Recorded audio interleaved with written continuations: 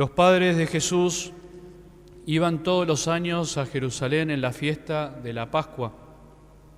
Cuando el niño cumplió 12 años, subieron como de costumbre y acabada la fiesta, María y José regresaron.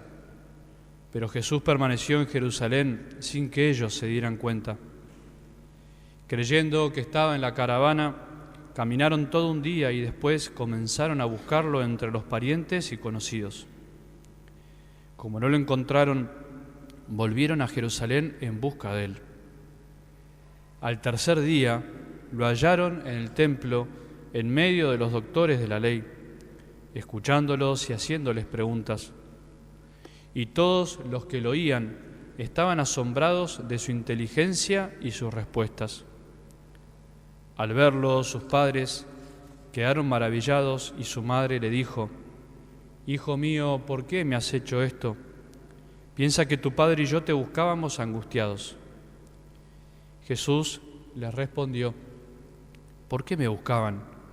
¿No sabían que yo debo ocuparme de los asuntos de mi Padre?». Ellos no entendieron lo que les decía. Él regresó con sus padres a Nazaret y vivía sujeto a ellos.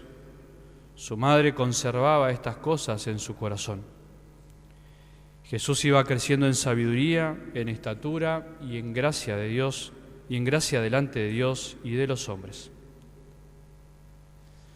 Palabra del Señor.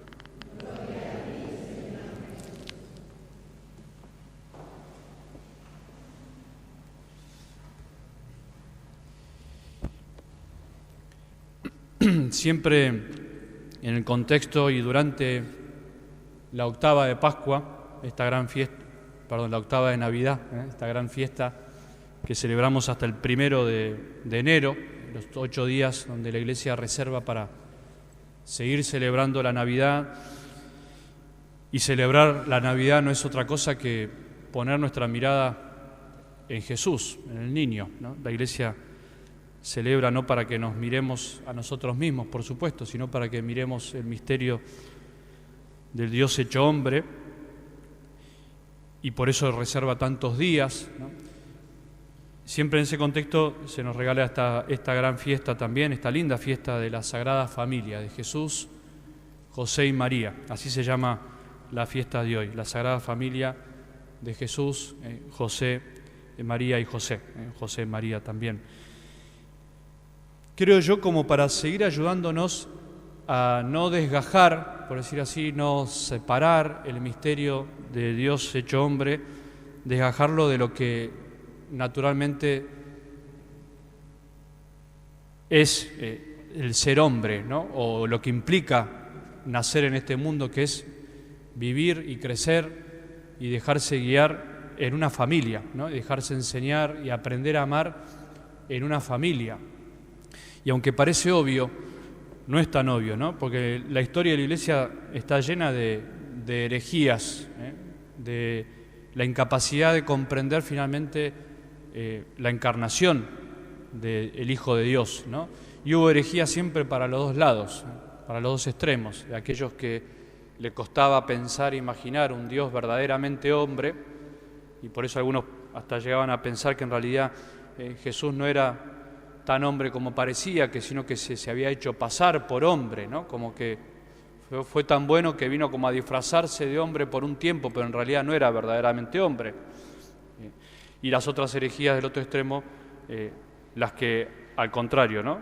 Decían que era un hombre, realmente era un hombre, pero que no era verdaderamente Dios, ¿no? Que Dios estuvo en él por un tiempo. Bueno, no nos vamos a meter en eso, pero creo que ayuda a pensar que justamente lo más complicado a veces es asumir la realidad de la encarnación del Hijo de Dios tal como es, ¿no? Y por eso la Iglesia nos dice: Jesús vivió en una familia, se dejó educar en una familia, fue como uno, realmente como uno de nosotros, ¿no? Y eso es algo que no tenemos que olvidar, ¿no? Jesús fue recibido por María y José en la historia de esa familia llena de dificultades, como sabemos, tantas cosas que le pasaron a María y José a partir de que el ángel les anunció que iban a a ser la madre de Dios, y a José cuando le dijo que acepte a María, empezaron también muchos caminos difíciles para ellos, ¿no? Se recuerdan que se tienen que ir a Egipto porque Herodes lo quería matar, cuando vuelven no pueden ir al lugar donde ellos querían y terminan emigrando también. Bueno, todas las dificultades que le tocó vivir a la Sagrada Familia, como también para ayudarnos a comprender que cuando estamos con Jesús, por supuesto, no estamos exentos de cruces y dificultades, al contrario, ¿no? Cuando estamos con Jesús,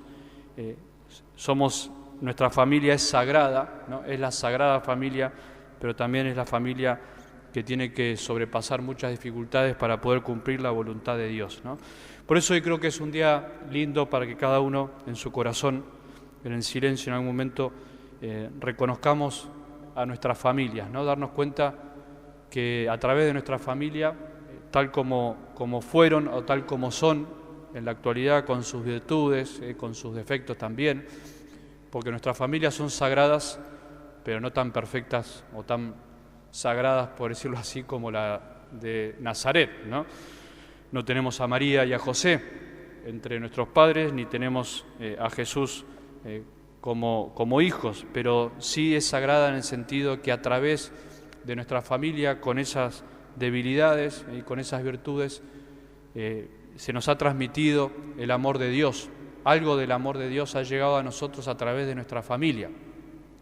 Algo del amor de Dios he conocido a través de mi madre, de mi padre, de mis hermanos, y aprendemos a amar finalmente en familia y nos hacemos hijos de Dios en familia, y fue nuestra familia, fueron nuestros padres los que nos presentaron a la iglesia cuando nos bautizaron, como hizo Ana, que escuchamos en la primera lectura, que entrega a su hijo nuevamente a Dios, ese hijo que tanto le había pedido, tanto le había implorado porque no podía tener hijos, y cuando lo tiene se lo devuelve, se lo da a Dios, le da a Dios lo que le corresponde, ¿no?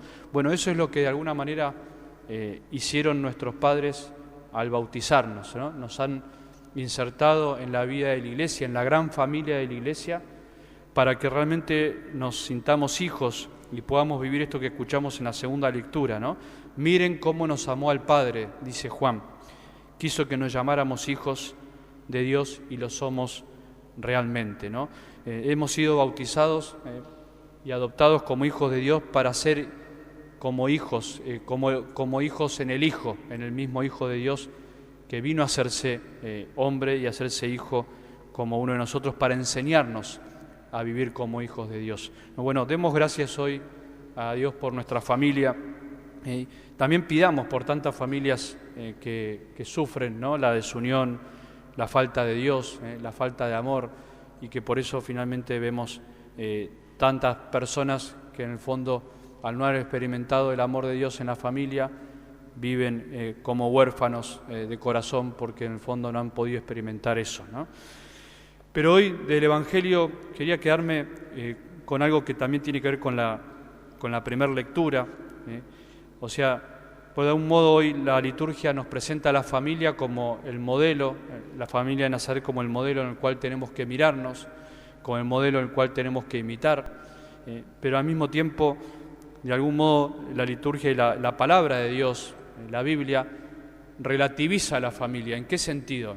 No porque la minimiza, sino que aun cuando la enseñanza es que en la familia experimentamos el amor de Dios y la familia es necesaria para que crezcamos como hijos de Dios, bueno, finalmente vemos en la primera lectura cómo Ana entrega a su hijo a Dios y cómo Jesús, ante esa pregunta de María, angustiada porque lo había buscado durante 3 días, ¿no? Bueno, cualquier madre puede contar o pensar lo que se debe sentir perder a un hijo durante 3 días, ¿no? La angustia que se puede llegar a sentir. Bueno, ante esa angustia de María, ante todo el afecto de María que lo unía a Jesús, Jesús le responde: ¿por qué me buscaban? ¿No sabían que debo ocuparme de las cosas de mi Padre? También como enseñándole a María que él, aun cuando vivía sujeto a ellos y se dejó enseñar por ellos y creció con ellos, él venía a otra cosa, él venía a cumplir la voluntad de su Padre, ¿no? Que es lo mismo que tenemos que pensar también nosotros, tanto en el rol de padres como siendo hijos, ¿no? La familia es importante, sí, la familia es aquella que nos ayuda a reconocer la paternidad de Dios y la maternidad de la Virgen, sí, pero la familia no es absoluta. Lo primero que tenemos que poner siempre es la voluntad de Dios por sobre todas las cosas. Los padres ayudando a que sus hijos vivan y cumplan la voluntad de Dios, entregando a sus hijos, no queriendo que sus hijos sean lo que ellos quieren, sino buscando siempre que los hijos sean lo que Dios quiere de ellos, y los hijos, y como hijos, honrar padre y madre, por supuesto, como lo enseña la palabra de Dios, pero al mismo tiempo darnos cuenta de que nuestra misión también es ocuparnos de los asuntos de nuestro Padre. ¿Qué quiere decir eso? Que nuestra misión es cumplir la voluntad de Dios, ¿no? Y eso a veces cuesta, ¿no? En las propias familias, porque a veces ni la propia familia nos entiende, ¿no? Como dice hoy la palabra de Dios.